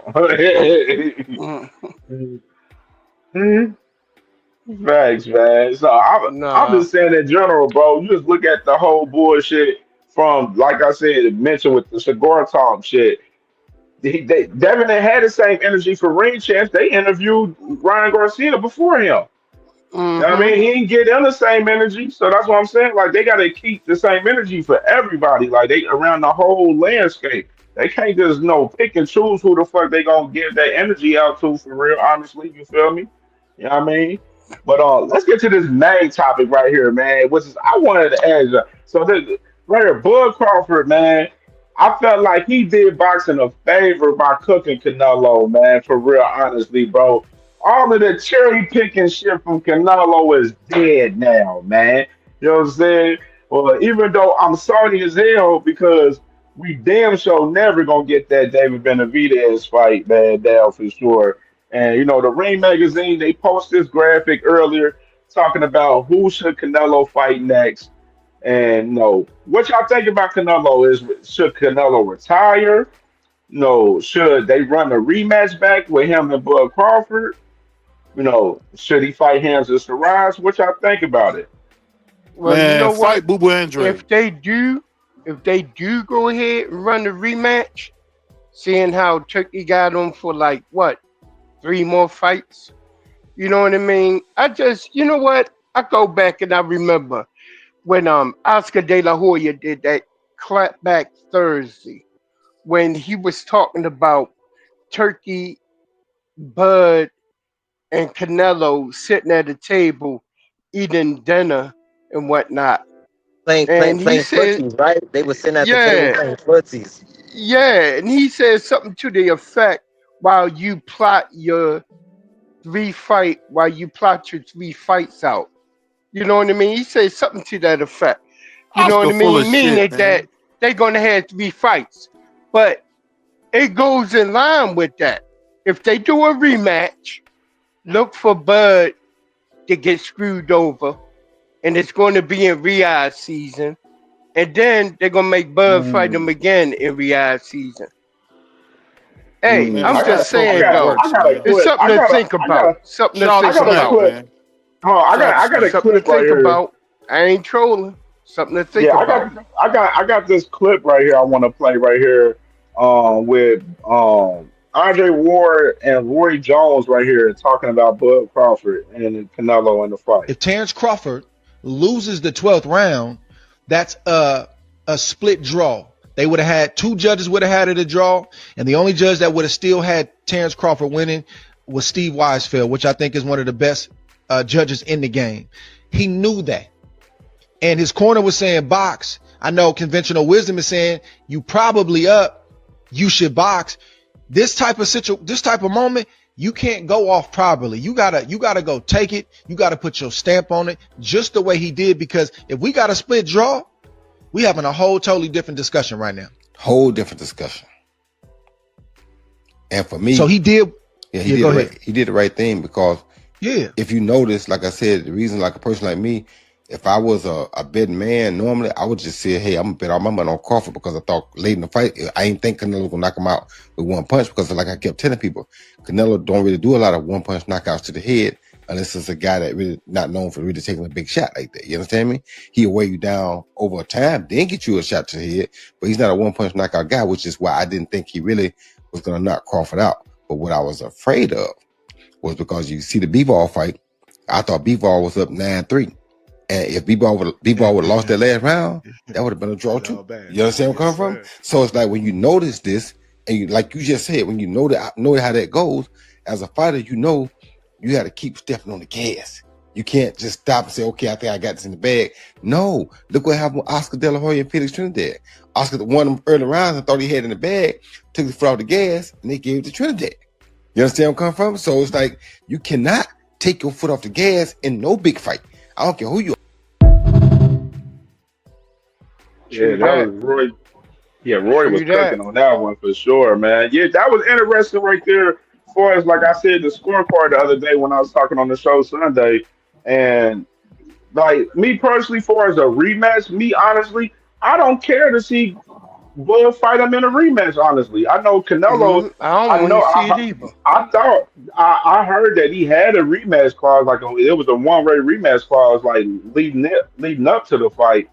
So I don't know if Canelo's gonna invoke that in particular. You know what I'm saying? Which Bud said he with it if he want to run it back for sure. You know what I mean? Of course he damn sure gonna be with it. He just got that payday. You know what I'm saying? And he know he can beat him. You know what I'm saying? He already beat him already, so he already know he can beat him. So Bud definitely will run that shit back. I'm just wondering if Canelo will, because it's like Canelo.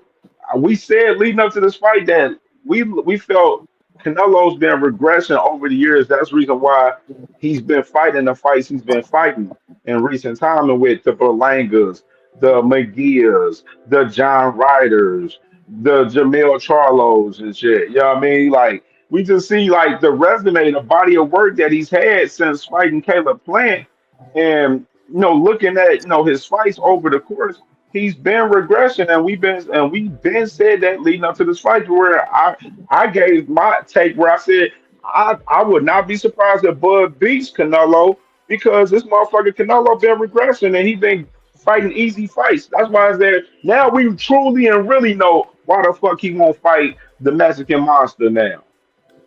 And if he fight Hamza Shiraz, he might fuck around and get cooked by Hamza Shiraz too, to be honest. But you know what, Cam? I don't really want to see Hamza Shiraz fight Canelo. I personally don't believe he deserves it off a Berlanga win. Like, let's be honest, Berlanga, we just seen him get exposed by Shiraz. And he had the juice though, bro. He had the juice, like yeah. I know exactly what you're saying, like, you know what I'm saying? When it comes to that, like, he don't deserve it. We all know in deep down, he don't, bro. The fucking juice, man. Sometimes you gotta.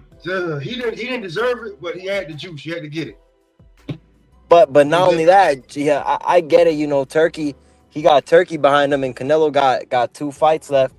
But let's be honest, Turkey don't know what he gonna do, and maybe I get it. Bud, shout out to Bud for accomplishing what he accomplished. But Bud is damn near 30. He'll be 39 next year, right? Who, Bud? Yeah. Yeah, he just turned 38, so yeah. You not about to tell me that a 38-year-old Bud is gonna be able to be marketable when he got, let's be honest, he probably got 2 fights left. If that's what he's going for. Because he could retire right now. And I kind of had like a theory about Bud, just because of what Bomac said, how Bomac said that Bud's supposed to been fighting at 168, and that he's a big dude. So I just had this little theory that Bud, we've seen him for the past 5 years take a 1-year layoff. Maybe because he's trying to get that weight off without having any implications to his body. Because you know what they say, if you want to cut natural weight, I don't even want to say natural, but if you're trying to accomplish a goal, it's supposed to be a pound a week for your body to not feel bad, or to not come into any health implications. So I just feel like Bud this whole time, I think he could do it, but and all the Bud buddies, they're saying all this crazy shit about Bud.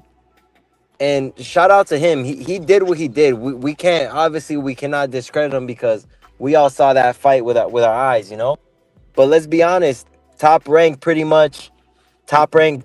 really make Bud the star that he's barely becoming today. And it's kind of crazy to say that because Bud's 38, like I just said, and I personally I would rather see Shiraz and Bud over Canelo and Bud if that's what Turkey wants to do, and I'm 100% sure Turkey already got plans for Shiraz and all them dudes who are ring ambassadors. I'm 100% sure all them dudes are gonna be over there with Dana White at TKO. Look, man, you know why I see it? I see it like this. I see it that first off, it's not Top Rank's fault that Bud's not a star. Bud just had this way when it comes to talking to people that he don't really connect. You saw how awkward he was at the presser at the news conference. Man, he was hella awkward, man. He's just awkward, corny like that. You know what I mean? And then at the same time, this is a guy who said, "Fuck the fans." They say we a bunch of broke ass niggas or whatever. You know what I mean? And people hear that shit and they react towards that. You know what I mean? Everybody, yeah, they up in arms and all of that for Bud right now because yeah, he did. He put on a good ass performance and he beat up Canelo, which they've been marketing as beat that Mexican. You know what I mean? Which is kind of racist as shit though when you look at it. You know what I mean? But because you both two squirrels in the world trying to get a nut. You know what I mean? But I see it like this though. If that rematch goes off, KM just played that clip. So now you can see the reasoning on what could be going on, what could have been going on and behind and what their plan is. You know what I mean? And at the same time, you know what I mean? You got him probably moving that fight to Riyadh season, and you know what'll be happening then. He'll be able to go ahead and up the money value, up the purse, because it's coming out of the Saudi, whatchamacallit fund. I forgot the name of the fund. You know what the name of the fund is, Cam. Yeah, that PIF fund. Yeah, it'd be coming out of that. Because that's the reason why he didn't want to pay Shakur that money that Shakur was counting on because he took it away from Riyadh season and moved it stateside. He can only spend that type of ungodly, crazy money if it's going to be a fight that's going to be over there, not for a fight that's over here. You feel me? Yeah, you get what I'm saying? So Yeah, that's the reason why and it's showing too, bro. It's showing. It's showing because Turkey putting all them good ass fights over there in Saudi, and we getting shit undercards. Yeah, shitty ass undercard like the other night. The only fight that was good was in Mbilli fight. That shit, yeah, that was a firefight. Yeah, you know what I mean? Y'all don't think that he ain't get that damn money because he said that shit about them ragheads. Now hold on now. He ain't get that money because he ain't get that money because Turkey cheap. Yeah, that's why he took it from over there. Then he got on top. Come on now. He gonna climb the top rope and talk shit to a bunch of billionaires all around the ring. Come on now. A bunch of rich ass fucking Saudi motherfuckers all around the ring. Disrespectful. In their country. Disrespectful. You talking about? He lucky. He turned into Tank real fast. Yeah. He lucky he made it out that country. He apologized though. That's why he was able. Yeah. He better be glad he made it out that country. The motherfuckers will rope his ass up and you never see him again. You hit him with the ring, bitch. Nah, but to be fair, I think the undercard sucked because they didn't put the Boachuk fight on the undercard. Nah, bro, that undercard sucked because Turkey is too busy worrying about what ring boys he's gonna bring to the next fight in Saudi. That's why the undercard sucked. It really sucked because it was Dana White who put that undercard together. And Dana you see White did that that goes to shit. show Dana White is, you Don't see, know shit about boxing. this is why I don't understand how the audacity people have to say TKO is the next big thing. Nah. TKO is going to be able to Yeah. compete. Nah. TKO is not going to be able to compete with Oscar De La Hoya, Al Heyman. I'm sorry to say, even Matchroom, even though Eddie, been cheap lately he been cheap on the with that shit with what happened with Dalton Smith with the purse bid. Yo, I don't know why, but I heard why Eddie lost the purse bid because Man, Eddie he don't bet. never win no first bid. Bro, Eddie had $150 in his wallet and he threw that shit in the middle of the center. He said, "Yo, how about this? $150 I'm gonna bless y'all with 2 tickets to Shakur's next fight." They said, "Nah, we ain't doing that. We ain't doing that." That's some crazy shit. I swear, bro, Nasty work. It it's is. it's crazy, but Eddie Earn, he has his way with Shakur, and it's kind of sad because I kind of feel like Shakur knows where it's best to go, but he just doesn't want to because he doesn't feel like he's gonna be wanted enough there. Shakur. The problem with Shakur is he always wanna answer everybody, and he always wanna respond to everyone. He's so emotional, and it's crazy because he just wants to prove everyone Yeah. wrong.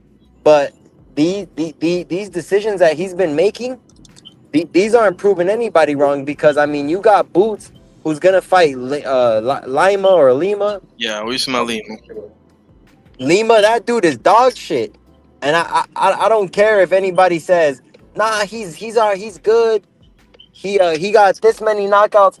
He's dog shit because we don't know him in the United States where boxing counts, not in the UK.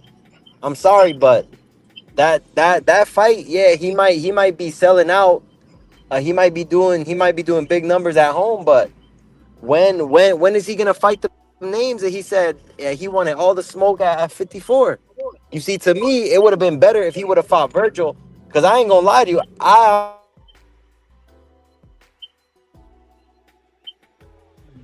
I mean, this Yo, is first fight in the division, so I'm not gonna press up too hard. I'll see what happens after this fight. Personally. yeah, it's like that's what was on that's what he picked. That was on the table. I'm like, look, Eddie never invested a penny into Shakur. All of that was turkey money. He signed to Eddie, but he's freelanced out the turkey. You know what I mean? That's why he didn't really invest in him. He only, you know what I mean? He didn't even fight for him in his hometown. You know what I mean? The only person he doing that for is with Boots. You know what I mean? And Boots is who he's doing that for and doing fights in Philly. You know what I mean? He could go ahead, get that arena whenever he want to, barring it's no game going on, and he could sell it out. Because he got people coming from New York, people coming from Philly, people coming from all up and down the East Coast to go to that fight. You know what I mean? That's how he's marketing fighters here in the US through Boots. You know what I mean? You can't do that through Shakur. Why? Because Shakur do not draw. Hey. Yeah. Cam said it best. Hey, you're not a boxing superstar. And I know it hurts. You know what I mean? When he was saying that he was born. When he said Shakur was born. You know what I mean? And hey, he don't draw. So he could do that with Boots and make that money. You know what I mean? Yeah. Eddie stage fights in Philly, and if it's not in New York, it's over across the pond in the O2 Arena or in small arenas in London, in England. You know what I mean? That's how he doing. That's how he do his fights. You know what I mean? With Boots, he's able to keep at least a toe in America. Whereas though he got the perfect, he got a couple fighters that he can go put them on whenever he going to go ahead and do, and it's going to be American fighters, mostly versus fighters from over in England. Yeah, I think Boots took the best.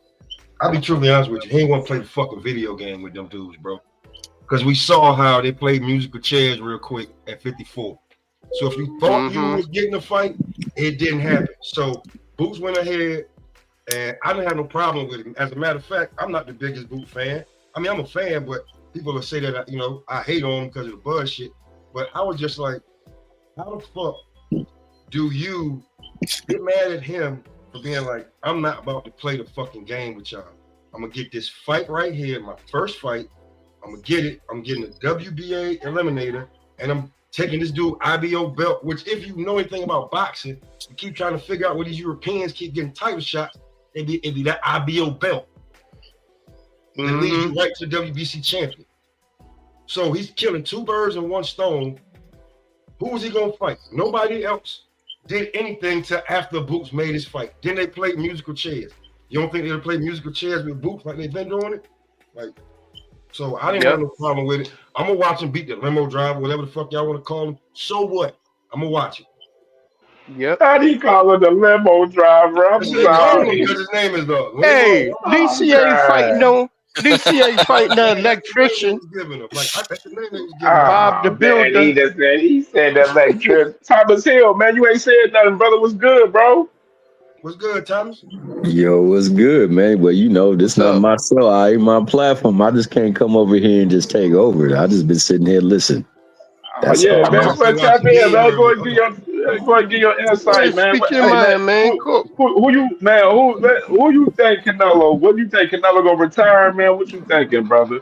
I think that, man, Canelo gave a lot to boxing. I know a lot of people don't like the way he tailed off his career, but he did do a lot. He put a lot of work in, man, and he fought a lot of tough fighters in his career, bro. That being the case, I think he has earned the right to do whatever he want to do. If that means shut it down, hey, salute you, man. You did a great thing in boxing, and on top of that, you made your namesake a namesake to be remembered and will be remembered for years to come. If it's to fight the rematch, respect your opponent, come prepared.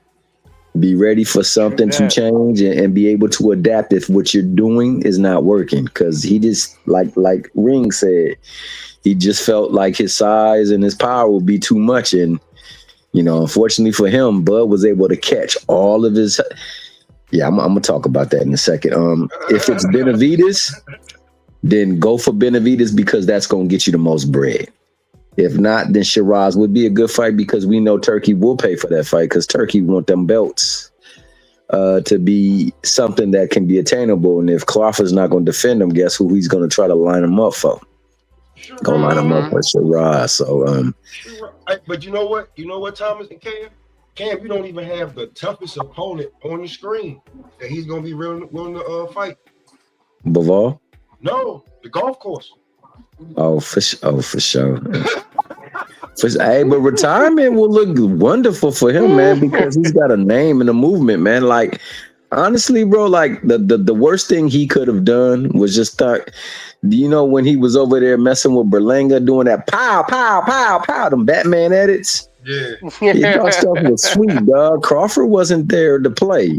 Crawford also analyzed, him and his team analyzed what Canelo does and what he likes to do. So he was ready for it. And you could tell because every big punch, he was catching on his glove, he was slipping or he was parrying. And, that was frustrating the hell out of him to the point where he visibly started checking out in after round 10, 11, and 12. Like he started, nothing Crawford did. Actually, I know people put much on it, but it didn't hurt him. it just shocked him that he could not get his ish off. And when he did try to get his ish off, he was getting, especially in the later rounds, he was getting tagged for it. Thomas? You think that Punch did it? Oh, he quit, bro. He quit. I know. I know. Said I can't catch this motherfucker. That's it. That's what it was. He quit to do it was nothing. You could look like one time he swung, missed, and got popped, and he looked like motherfucker. How? That's the one I'm talking about. After that one, he was like, I remember that one. And you know, it was because and shout out to Bud, because that nigga had him moving so much that he didn't know when he wasn't moving no more. So when he wasn't moving, he was able to throw because hell, I don't know if he gonna move. And when he does move, sometimes he hits me on the move. Like he had that nigga just thinking and he couldn't keep up with his thought. His thoughts wasn't lining up to what he wanted to do. And then, like I said, because Bud say he didn't get hit hard, I think what he meant was he didn't get cleanly hit. So yeah, but when Canelo would hit him, he would move the hell out of Bud with his body. His body would move, but he was catching it. Hey, what's this been talking about? He talking about all his fights been title defenses. Like, what are you talking? Where the fuck you been at? but for people to take dumps on Bud for him going up in there and literally he literally outclassed his ass. Yep. By every single facet. 100%. I'm a big proponent of this. Yo, now they want to call Canelo wash and everything, right? He's old, past his prime. There's a bunch of guys that I fuck with. I'm watching their content. I'm laughing like a motherfucker. Again, you have to get the old gunslinger the fuck up out of there, or he'll just keep shooting young motherfuckers. For sure. So even though Bud's the old man, Canelo, you know, he bad knees, elbows, surgery, all this, that, and the third. If he is washed as y'all said he was y'all even going to embrace David Benavidez if he beat him? No. Well, yeah. Let me tell you why. That's the first thing they would have said.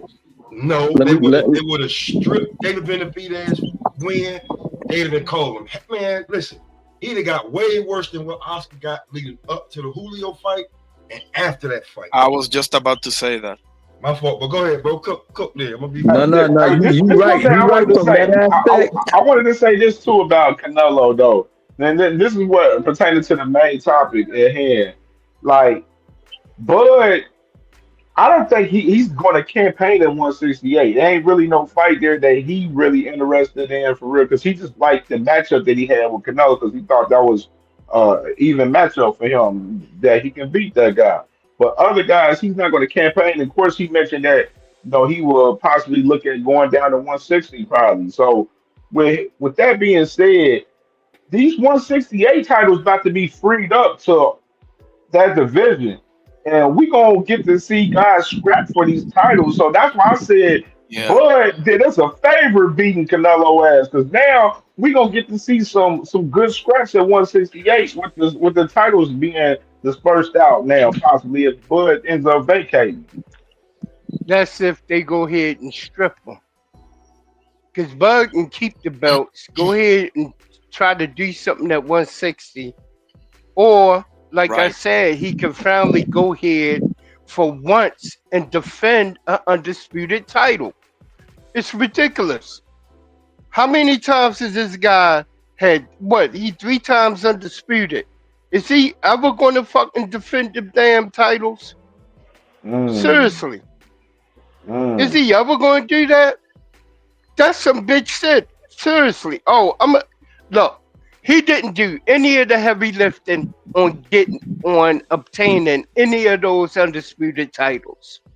He didn't do none of the heavy lifting. He always fought somebody who had a majority of the belts in order to become undisputed. And then he didn't defend the belt. Didn't defend the belt, 40, not once. At 40, he had 2, and then Dongo somehow had 2. Okay, but what are you suggesting? Like, against who, for example? Hamza or? He got to at least defend the belts against somebody in the 168. There's boxes there. Shit, Hamza Saraj. I mean, that's it. I mean, if he was defended at 168, Turkey would be happy for that.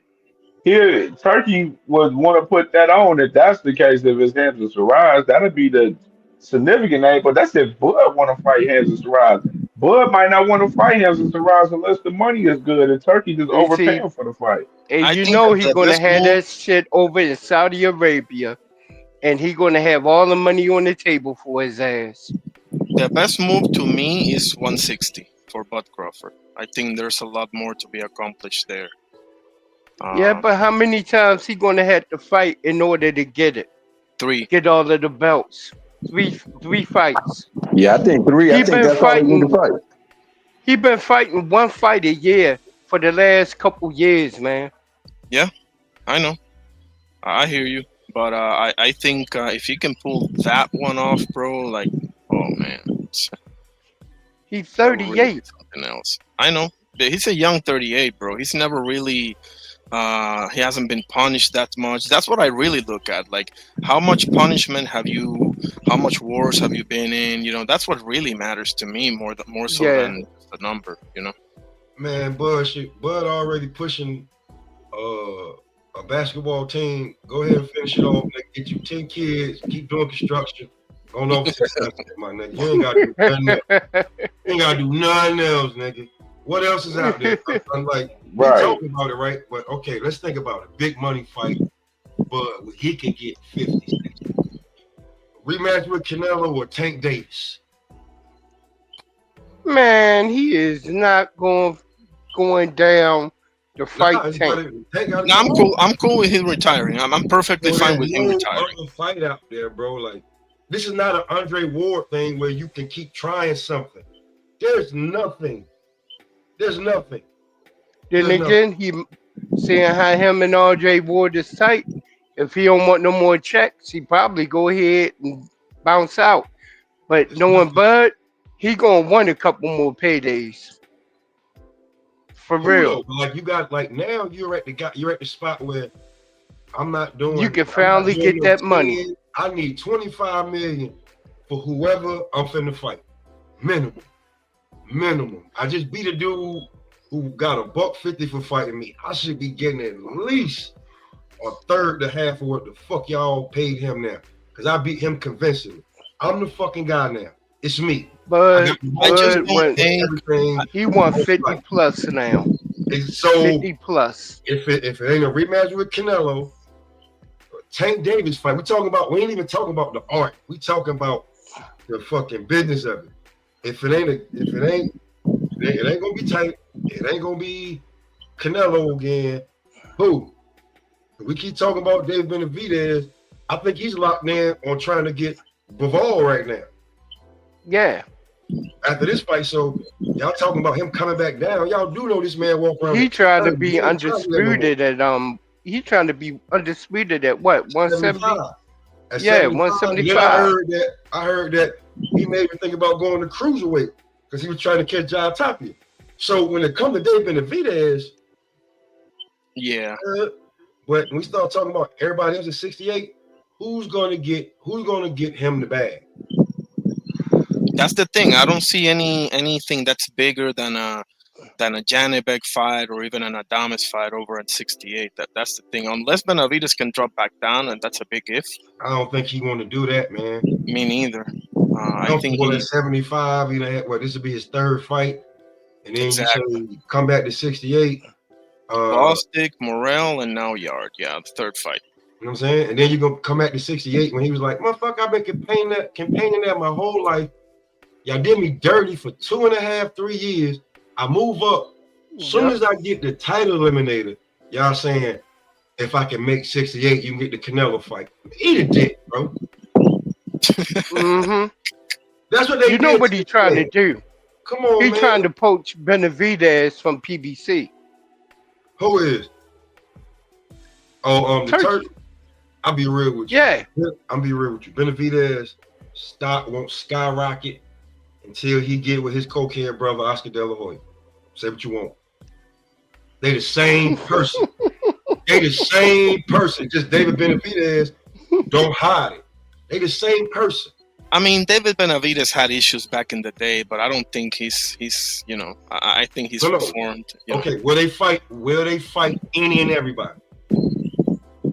Benavidez? Benavidez, Oscar De La Hoya, will they fight any and everybody? You can't tell me one person Oscar De La Hoya duck. No, that's true. Oscar got one of the best resumes ever. That's true. Are they mixed breed that before Oscar beat Julio, they was looking at him different? Like you're not a pure blood. Yeah, but that's They was talking about he not a pure Mexican. Yeah, what I'm talking about. Not a pure blood. That's some shit between them. Yeah. Yeah, I mean you don't get to choose where you were born either. Hey, bro, I'm just talking about between Oscar and David Benavidez. Do it look like when it comes to the Mexican people, they treated the same way? Oscar overcame it. Yeah. David hasn't yet. I'm saying, you go over there with Oscar gonna be so happy. I guarantee he give you $20 million because he finally got his golden ticket. Because he ain't had no golden ticket. He been forcing it, giving us all these motherfuckers that we Virgil, Victor, fucking go. I mean, just you name them. He been trying to make them seem like they.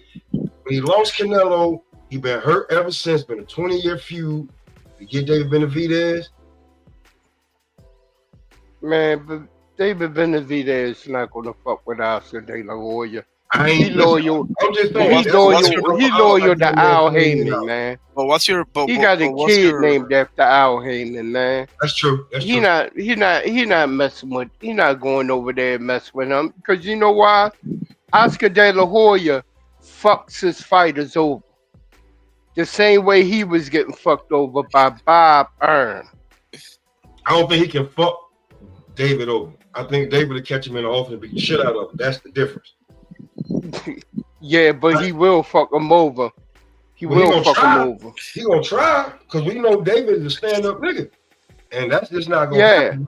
And he know Oscar, a stand-up nigga, a stand-up motherfucker, not gonna fuck with somebody they already know is fucking dirty. That's true. That's true.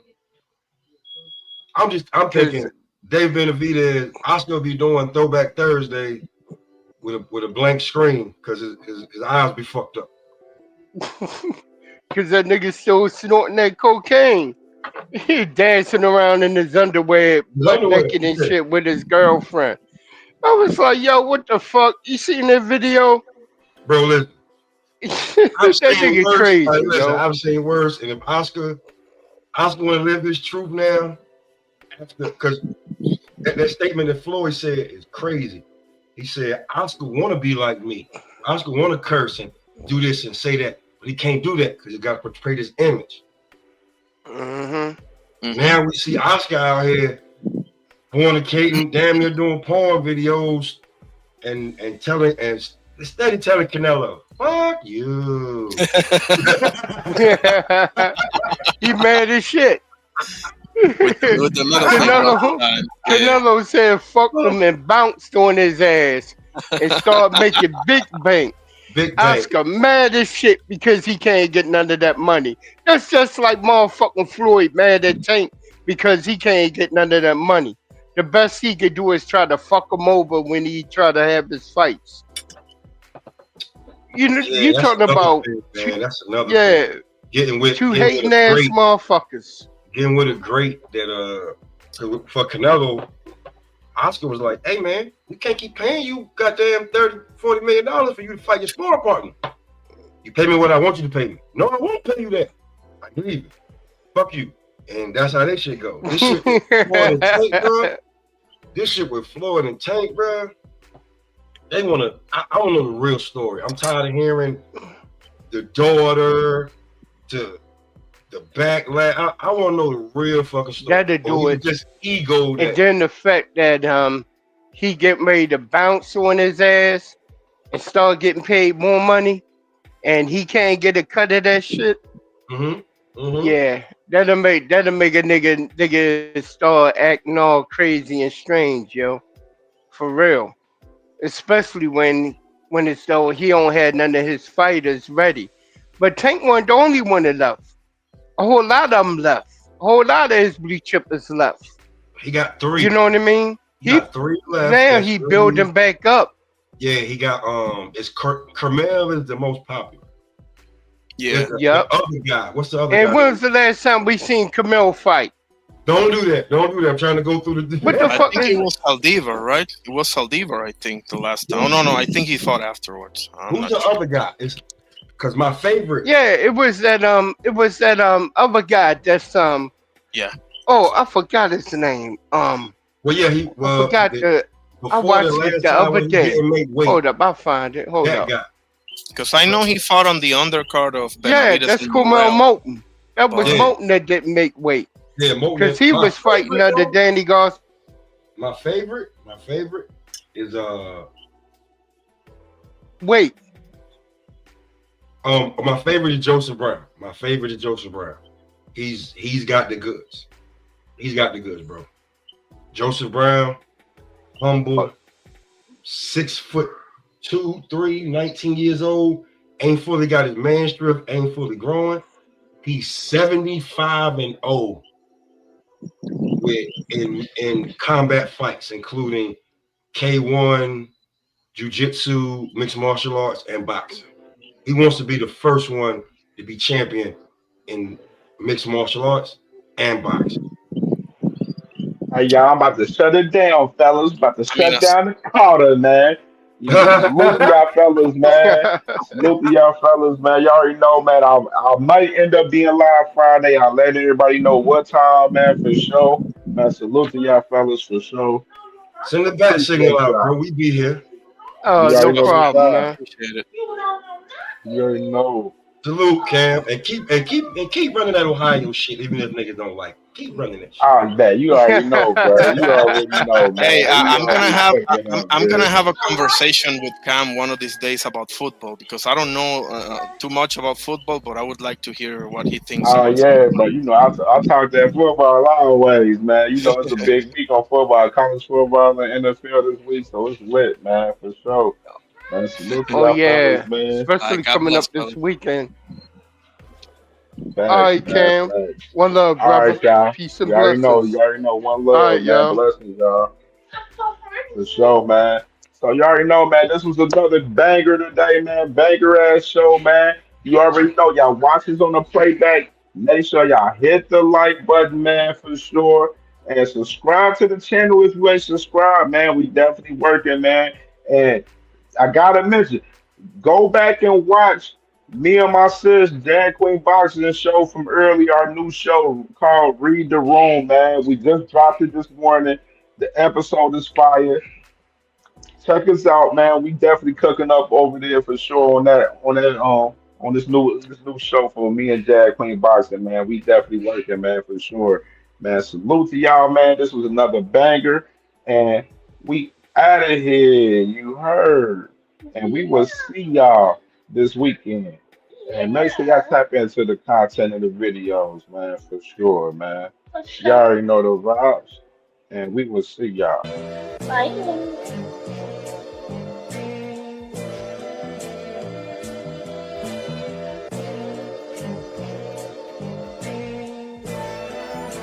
All my life I had to be patient. Like Mbilli, I was dream chasing. Finger to the law when I see haters. Oh, the feeling when you tell your niggas we made it.